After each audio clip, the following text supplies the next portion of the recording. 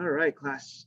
All right, so real quick here, we're doing a quick tutorial rundown of how to set up into the Cricut, which is what we're going to be using to cut out our heat transfer vinyl, so we can kind of iron it onto our clothing or whatever garment you might be using for your wearable tech project.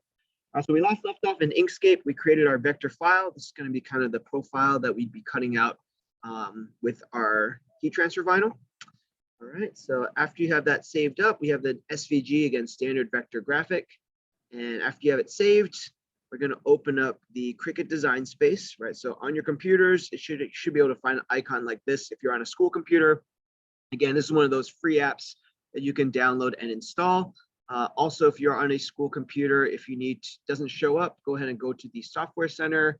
You can find that, should be on your desktops, and go ahead and search for Cricut Design Space and install it. All right, so my assumption is you can get to this part, double click on the Cricut Design Space, and eventually you open this up. You might need to create a profile. It is, again, free, and eventually get to this main page. All right, we'll start off with new project, or if you come over to this drop down menu, you can also go to Canvas here, I believe it is. Yeah.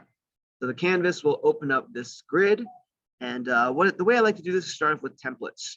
Okay, so the templates section gives you just basic sizing, gives you an idea of what you'll be creating. So for example, we'll stick with the classic t-shirt for now. If you click on classic t-shirt, you'll eventually get this little template to pop up. When you click on it, again, mine's been a little bit laggy here, so hopefully yours is running a little bit smoother. Eventually, with these templates, once it loads up, maybe I'll try clicking on it one more time. All right, there we go. Okay, so again, it's just for reference. You can have a men's short sleeve, you can change it to women's, kids, whatever.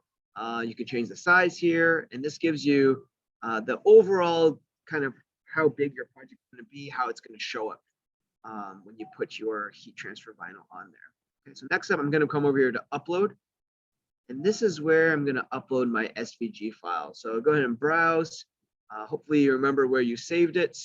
Mine, I believe, I did this. It's in my personal, maybe laser cutter. And I think I've got, what is it called? Northville something. End stem, they call it maybe. Let's see. Of course, I can't find it now. Here it is. End stem stencil, I think is what I did last. So I'll open that up. It'll kind of show you a preview, and you'll come into the bottom right-hand corner and hit upload.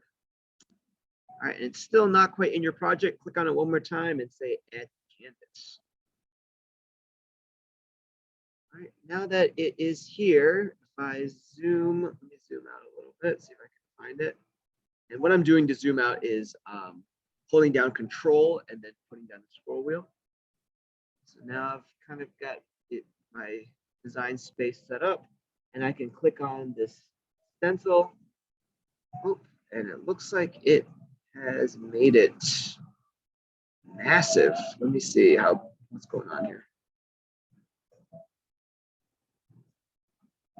Oh yeah, it came in huge. So let's resize that. I'm not sure, maybe I didn't save it properly. I think I wanted this to be 3 inches. So that looks a lot better. There we go. Okay, so now you can kind of click and drag it, put it where you might want it. So for example, this just gives me a good idea of where I might want to place it, if the sizing of it is correct, so on and so forth. All right, so for your assignment, I do want you to take a quick screenshot. You can use the snipping tool and capture this, make sure it's kind of showing it's the right size. You'll put that in and send that to me as part of your assignment. Now, when we actually go to build this, what you would want to do is you click on this Make It. And this kind of shows you this is how big you're going to cut it. You'll hit Got It. Typically, when you're actually doing this, you'll hit Continue. It'll connect to a machine. I'm not actually connected to mine right now, so it's not going to work. But eventually, you'll want to make sure you have it mirrored as well, because what we're going to have it do is actually going to print it flat, or so cut it out, and then when we iron it on, we want it to be mirrored so that it actually irons on the direction you want it to. All right, so that should be pretty much it for our Cricut tutorial for creating some heat transfer vinyl, or iron on, is another way of saying it.